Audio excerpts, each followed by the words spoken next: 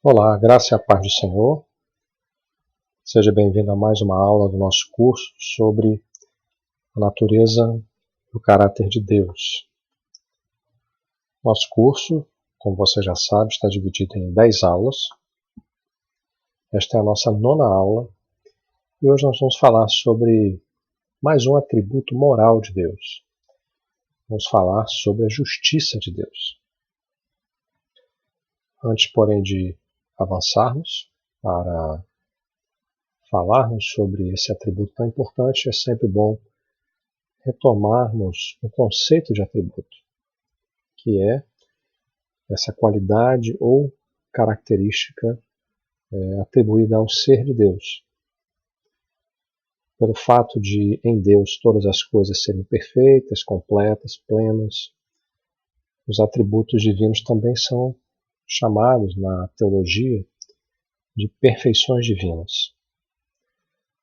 Mais uma vez apresentamos para você esse quadro que tenta colocar aqui os principais atributos em perspectiva. É importante sempre ressaltar que Deus não é uma mera coleção de atributos. Nele, todos os atributos se apresentam de maneira única, de maneira perfeita, de maneira completa, mas se manifestam a partir do relacionamento de Deus com a sua criação. Quando ele se relaciona com o mundo criado, se relaciona com a humanidade, seres morais, ou se manifesta, se revela no tempo e no espaço, os atributos, eles se revelam também, se manifestam também. Também já dissemos, mas voltamos a enfatizar que existem várias formas de classificarmos os atributos de Deus. Teólogos e de diversas tendências, autores de livros de teologia sistemática vão apresentar classificações talvez um pouco diferentes. Aqui estamos usando essa classificação entre atributos naturais e atributos morais, sendo que os atributos naturais são aqueles que se encontram apenas em Deus e que ele não compartilha conosco. Já os atributos morais são atributos que em Deus se manifestam de maneira perfeita, mas que ele, de alguma forma, compartilha com o homem, com a humanidade, com a sua igreja, com seus filhos. Algumas questões introdutórias para avançarmos um pouco na nossa conversa sobre a justiça de Deus. Uma pergunta que cabe fazer aqui é essa: qual a relação entre justiça, retidão e ira de Deus? É comum nós olharmos para o termo ira e olharmos para ele do ponto de vista humano, meramente humano, como se fosse apenas e tão somente uma manifestação de raiva, de ódio ou alguma coisa parecida. Essa é a visão humana. Quando falamos de ira de Deus, nós não estamos falando disso. Estamos falando da indignação de Deus com o pecado, com o mal, com a rebeldia. E essa manifestação ela é caracterizada pela justiça. Não é um ímpeto, mas é um agir de Deus buscando aplicar a sua justiça. Então, há sim uma relação entre a ira de Deus, conforme revelada na Bíblia, nas Escrituras, e a sua justiça. Não há aqui uma incompatibilidade, uma oposição entre esses dois conceitos, esses dois atributos. E a retidão, especialmente no Antigo Testamento, é um termo praticamente sinônimo de justiça. Significa dizer que Deus não vai se desviar do seu propósito de aplicar a justiça. Ele não percorrerá caminhos tortuosos, digamos assim. Ele vai aplicá-la de maneira reta, sem desvios para a direita ou para a esquerda, sem favorecer ninguém, sem fazer acepção de pessoas. Essa é uma forma de vermos também a justiça de Deus.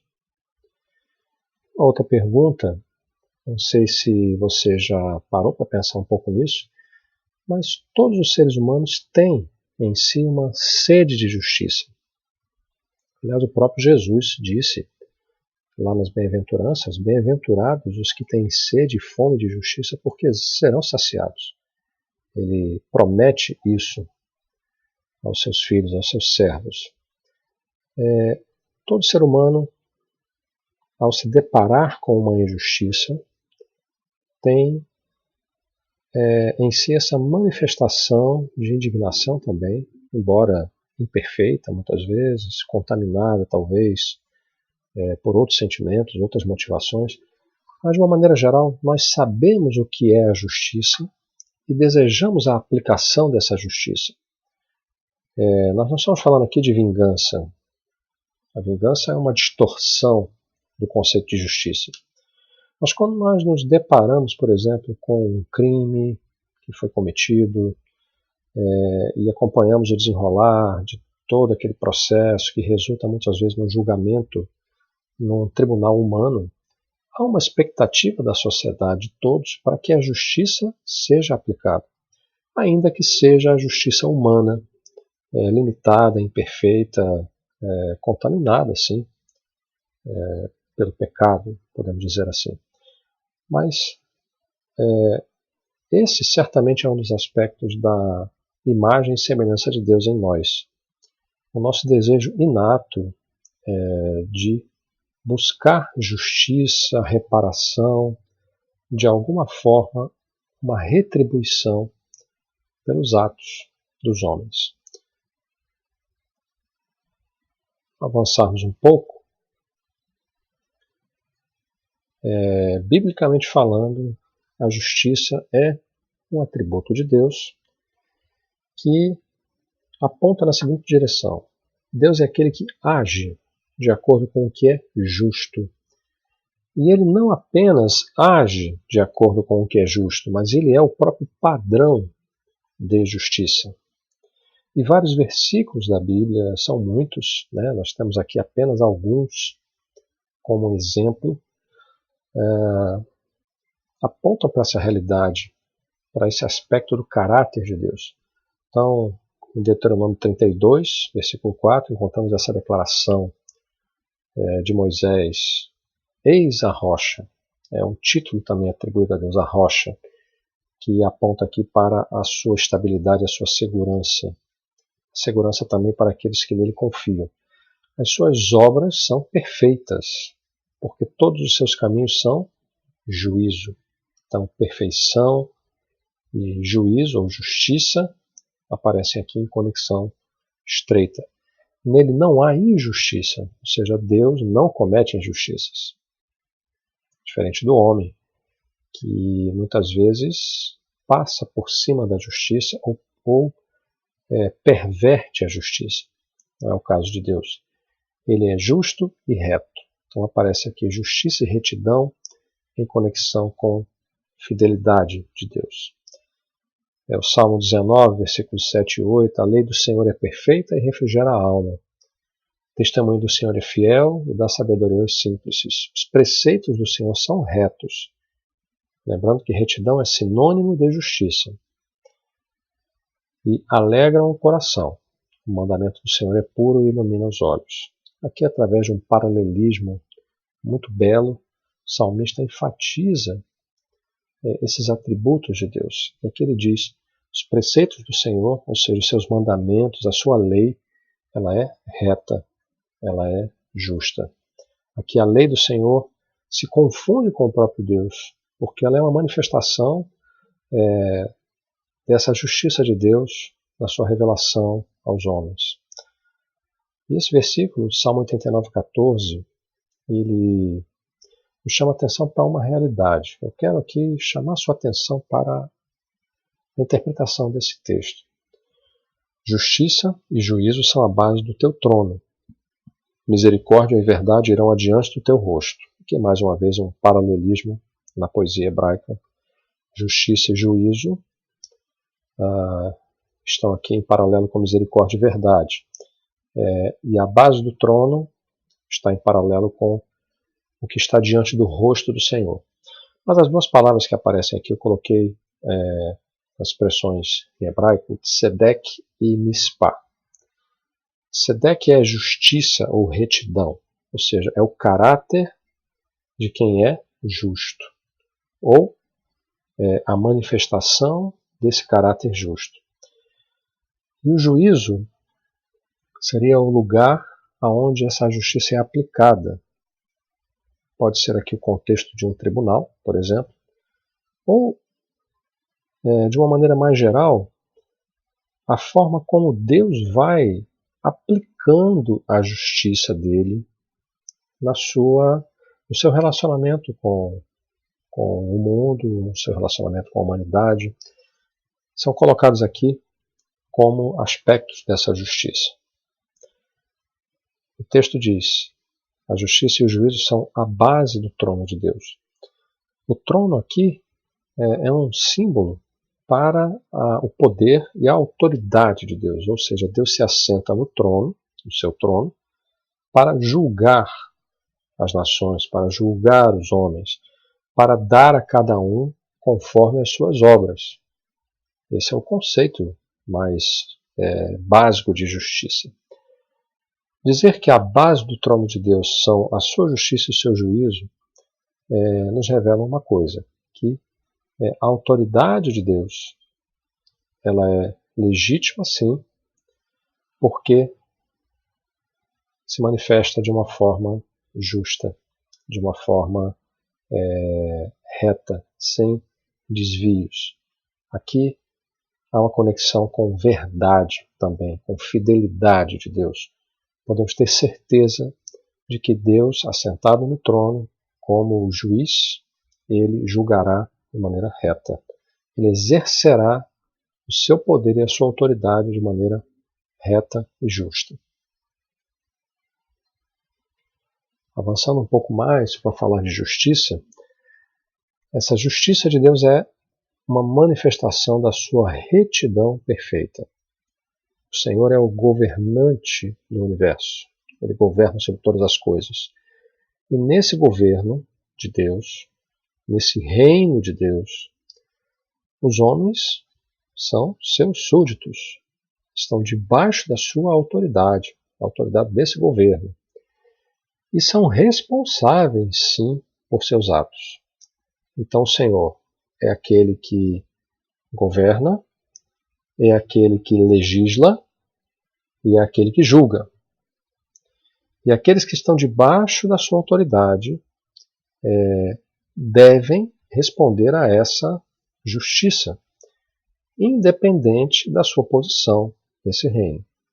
Então, como seres morais, isso se aplica a nós, seres humanos, não se aplica aos demais seres da natureza como os animais, que não têm essa racionalidade, mas nós, como seres morais, capazes de fazermos escolhas morais que somos responsáveis, estamos sujeitos a essa lei, a lei de Deus. O Senhor reina. Então, mais uma vez aqui, a figura do Deus que tem autoridade, que está sentado no trono. O Senhor reina. Tremam os povos.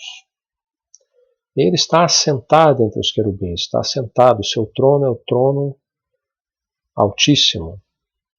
Comova-se a terra. Tu firmas a equidade. Equidade aqui é também um aspecto da justiça. Fazes juízo e justiça em Jacó.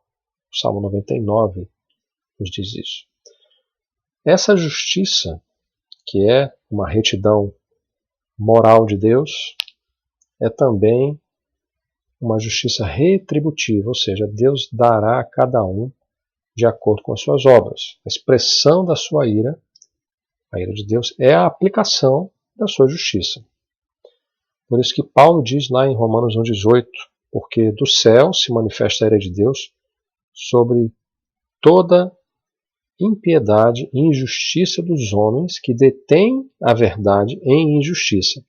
Então Deus contempla os atos dos homens que detêm a verdade pela injustiça e Ele aplica essa justiça aos homens, julga os homens.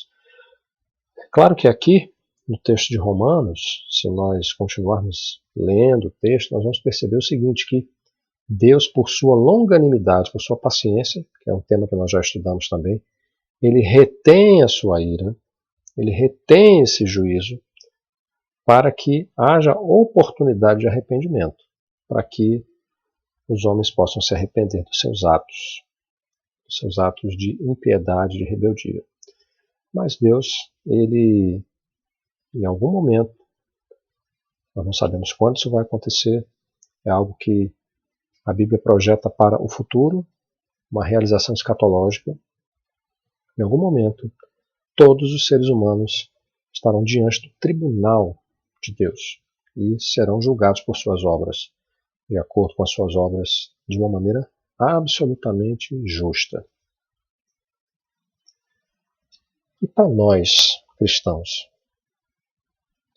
Para nós cristãos, a justiça de Deus deve ser motivo de alegria, de regozijo, pela certeza de que existe um Deus que é justo e que recompensa os que o buscam. Então, o escritor de Hebreus nos mostra isso. Hebreus 11:6 nos fala de um Deus que é galardoador dos que o buscam. Ou seja, ele recompensa aqueles que o buscam de todo o coração, que o buscam de maneira sincera. E há aqui um outro aspecto também que faz parte da nossa missão, sim. Nós não apenas somos beneficiários dessa justiça, que em nós ela é aplicada por Cristo, não a nossa justiça, mas a justiça de Deus, sendo aplicada através de Jesus Cristo em nós, sendo Ele o nosso justificador. Então nós não somos justos, mas somos justificados pelo sangue de Jesus, pelo seu sacrifício por nós. Não apenas somos beneficiados ou beneficiários dessa justiça, mas nós temos a responsabilidade de manifestar essa justiça de Deus no mundo. Cabe a nós fazer isso. E nós vamos ver aqui, à medida que formos avançando na nossa conversa, que Deus se empenhou e se empenha para que o seu povo faça isso. Haja dessa maneira. Então, o conceito, nós já falamos, mas não custa nada relembrar, é esse o conceito da soberania de Deus e da submissão do homem a Deus. Deus é o dono de todas as coisas, o criador do universo, aquele que criou todas as coisas, que sustenta todas as coisas pela palavra do seu poder, e que nos colocou aqui e nos deu uma missão, a missão de cuidarmos deste mundo. Só que a queda veio desorganizar essa ordem que Deus planejou para o mundo. Na criação, o homem foi constituído ou foi estabelecido como administrador da terra. Não o dono da terra, mas aquele que, em submissão ao verdadeiro dono, teria a posse dessa terra para agir em nome do verdadeiro dono. Nós recebemos um mandato de Deus para isso. E disse Deus, façamos o homem à nossa imagem, conforme a nossa semelhança, e domine sobre os peixes do mar, sobre as aves dos céus, sobre o gado, sobre toda a terra e sobre todo réptil que se move sobre a terra. Então, Deus olha para Adão, primeiro homem, para sua esposa Eva, os abençoa e diz, vocês serão nossos representantes nesta terra. Deverão agir em nome e sob a autoridade de Deus. Lembrando que esse domínio aqui é o domínio do cuidado, não é o domínio da exploração ou da destruição. É o domínio, inclusive a própria palavra usada lá no hebraico, tem esse sentido de dominar no sentido de cuidar, como quem cuida de um jardim, como quem apacenta os animais, representando Deus ali naquele momento. Não uma autorização para destruir as coisas. O homem se voltou contra Deus, se rebelou, e como consequência disso, houve uma desorganização nessa ordem da criação.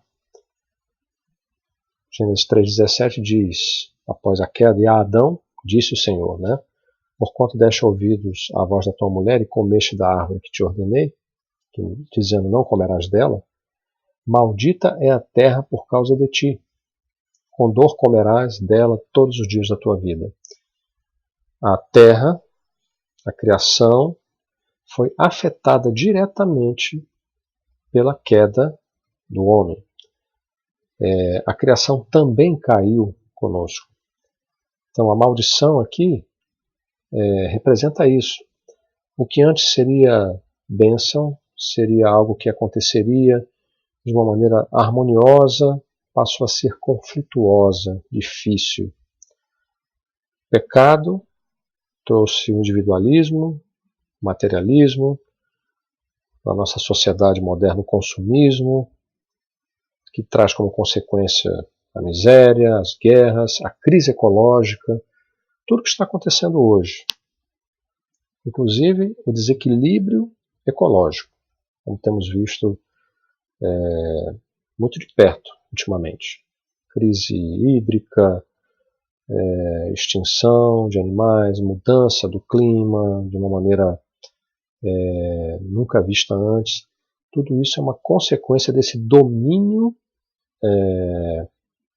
fora dos padrões de Deus sobre a terra, que a humanidade deveria estar exercendo de maneira perfeita, mas não está, porque se rebelou contra Deus. Mas Deus não nos abandonou à nossa própria sorte. Ele buscou e busca uma aliança conosco, para que essa ordem da criação, para que esse propósito original da criação pudesse ser de alguma forma restabelecido.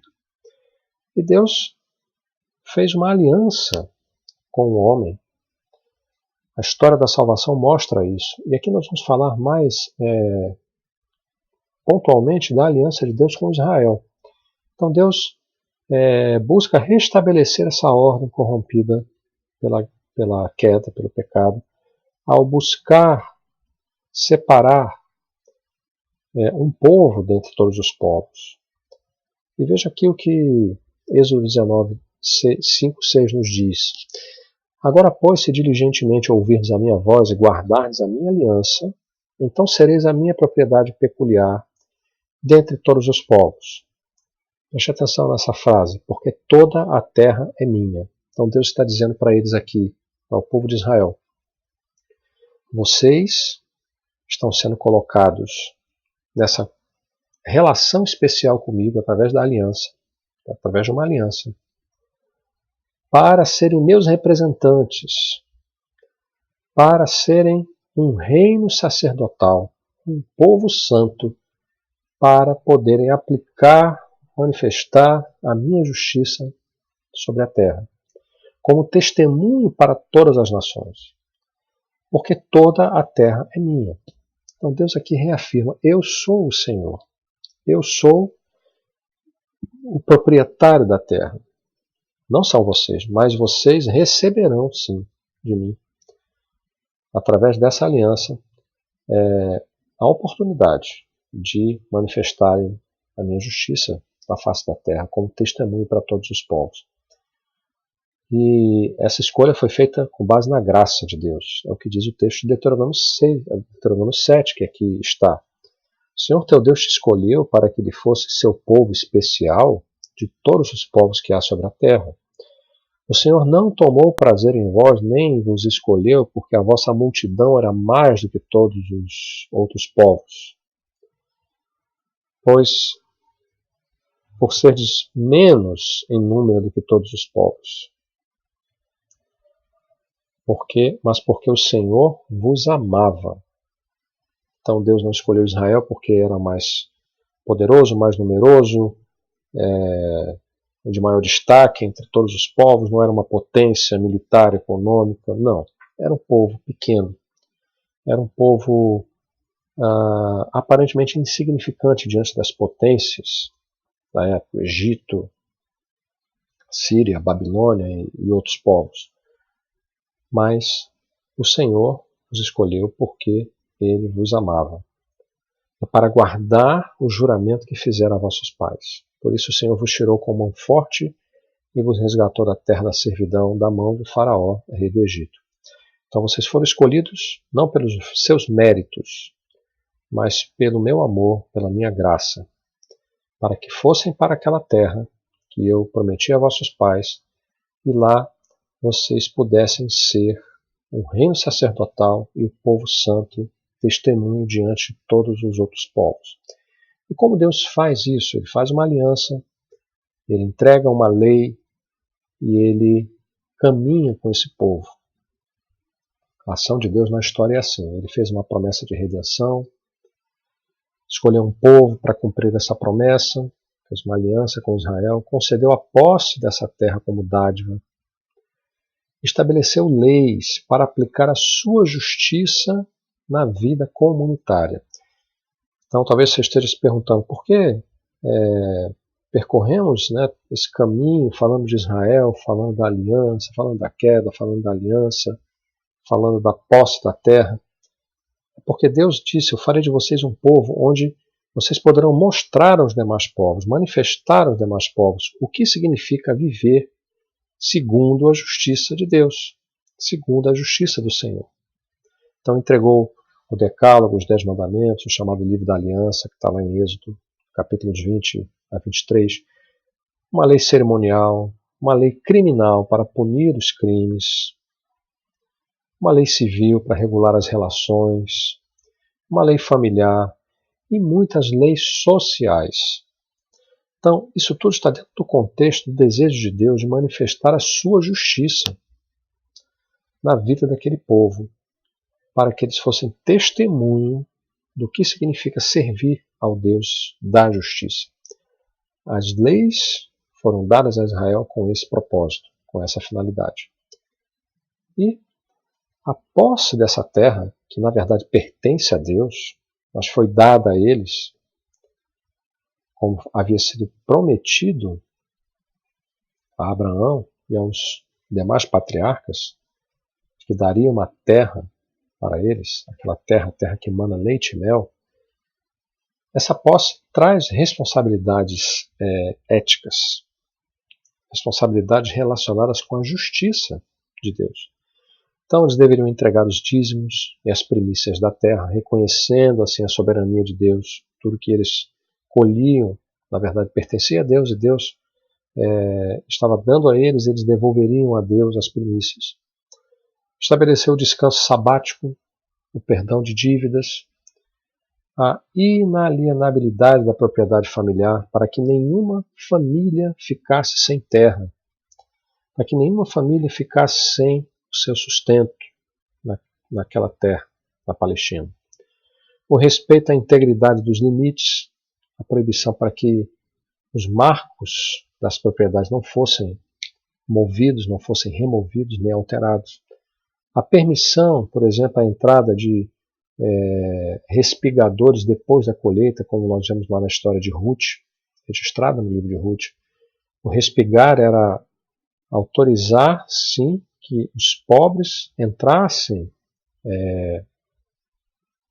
na terra depois que os trabalhadores faziam a colheita, e as pessoas pobres tinham o direito de colher tudo aquilo que tivesse ficado para trás.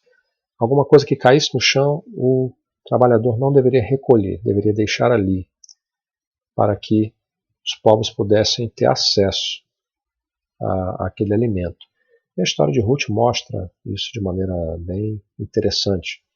A história de Boaz, que acabou depois resgatando Ruth, ele permite que ela entre junto com outras pessoas para colher aquilo que estava disponível no campo. O tratamento digno aos trabalhadores e até mesmo aos animais. Talvez você não saiba, mas a lei dada a Israel proibia, por exemplo, que o boi que estivesse trabalhando no moinho, movendo a pedra do moinho, era proibido amarrar a boca do boi.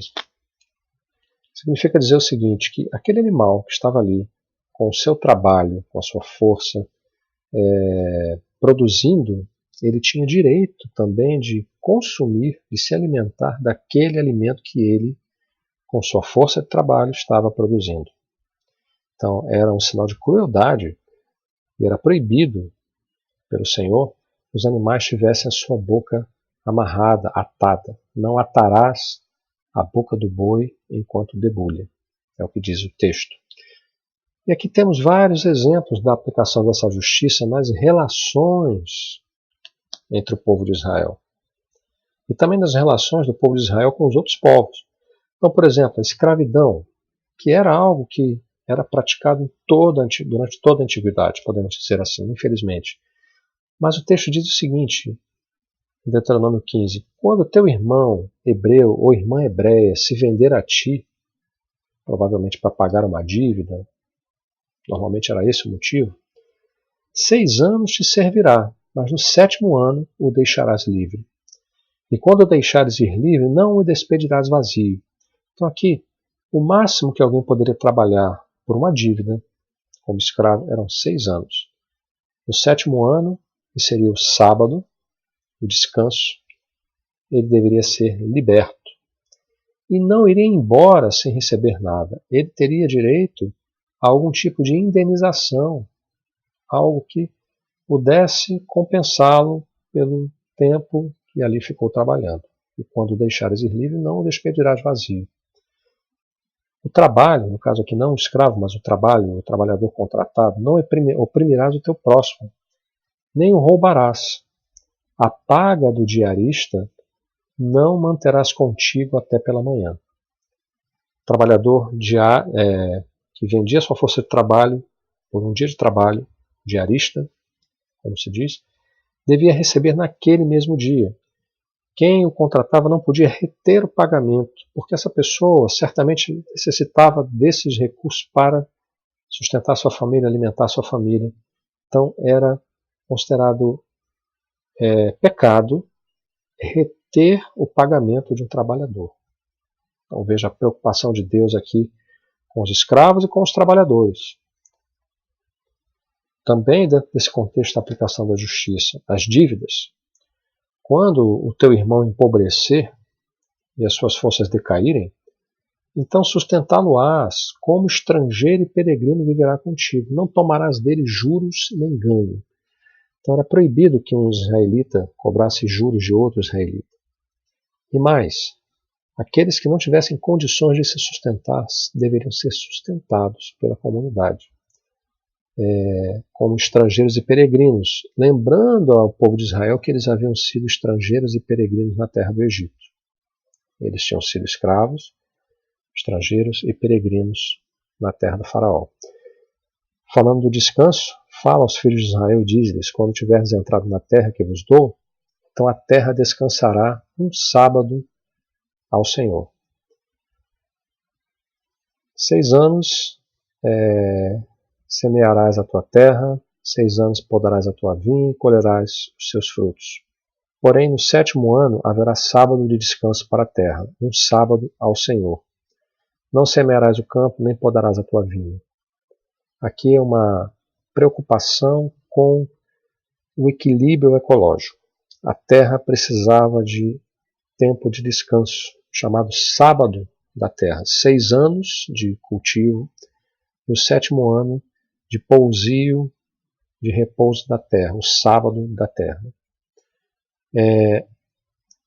Sabemos que se a terra for explorada continuamente, vai chegar um momento que ela vai se exaurir, não vai mais produzir. Então, como forma de manter a sustentabilidade daquela terra e a produção de alimentos para o povo, eles não deveriam cultivar por mais de 6 anos. Veja uma preocupação de Deus até mesmo com isso, até mesmo com esse detalhe. E poderíamos dizer que aqui temos o ápice disso tudo, chamado ano do jubileu. E santificarás o ano 50º, e apregoareis liberdade na terra a todos os seus moradores. Ano de jubileu vos será, e tornareis cada um a sua possessão, e cada um a sua família.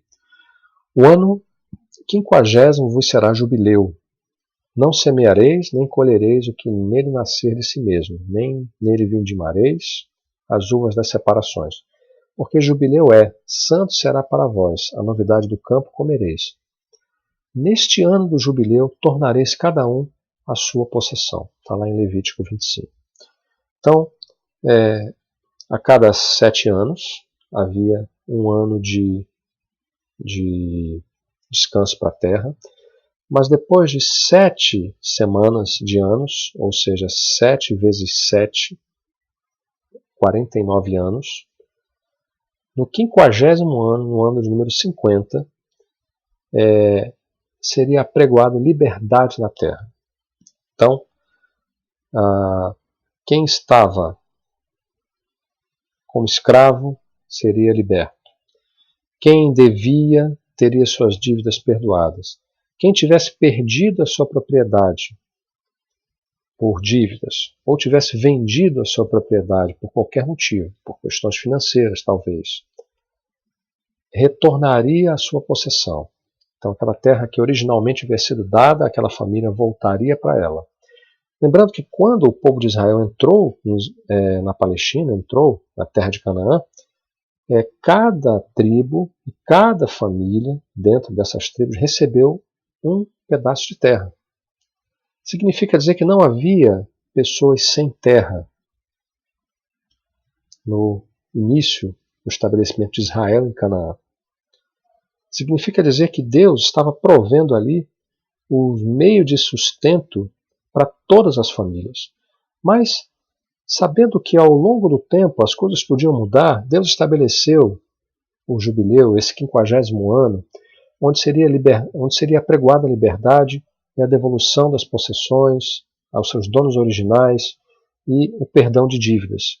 Uma espécie de reset, digamos assim. Voltaria tudo ao ponto inicial de quando eles chegaram na Terra. A cada 50 anos, todas as distorções, as injustiças que pudessem ter acontecido, as expropriações, as explorações indevidas seriam eliminadas, voltariam ao que era antes.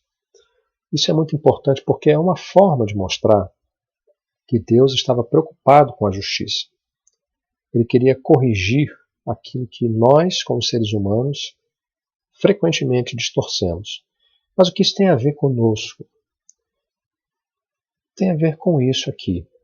Jesus, nosso Senhor Jesus, ele veio para cumprir o jubileu. O ano do jubileu era o ano aceitável do Senhor. Era o ano em que a liberdade era proclamada. E era um ano de alegria. Era um tempo de celebração. Era um tempo para voltar e reencontrar aquele propósito perdido, talvez, da aliança de Deus com aquele povo. E Jesus, lá no Evangelho de Lucas, nós temos esse relato aqui. Chegando a Nazaré, onde fora criado, entrou num dia de sábado, segundo o seu costume, na sinagoga, e levantou-se para ler. E foi-lhe dado o livro do profeta Isaías. Quando abriu o livro, achou o lugar em que estava escrito. Aqui é a citação de Isaías capítulo 61.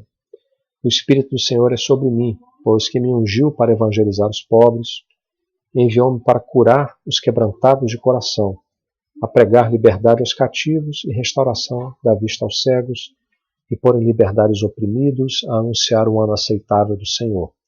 E cerrando o livro, e tornando-o a dar ao ministro, assentou-se, os olhos de todos na sinagoga estavam fitos nele. Então começou a dizer-lhes: hoje se cumpriu esta escritura em vossos ouvidos. Esse texto nos mostra, através da profecia de Isaías e do relato de Lucas, que Jesus é aquele que veio cumprir o verdadeiro propósito do jubileu.